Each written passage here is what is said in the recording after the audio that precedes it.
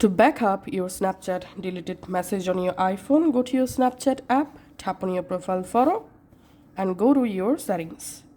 Scroll down and tap on My Privacy and Data. Tap on My Data. In here, under Select Data to Include, in this list you have to find out Chat History. So enable Chat History in this list.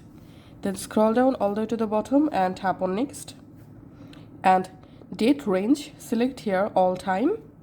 And if you want to recover your last month deleted message, then select here last month. Then enter here your email address.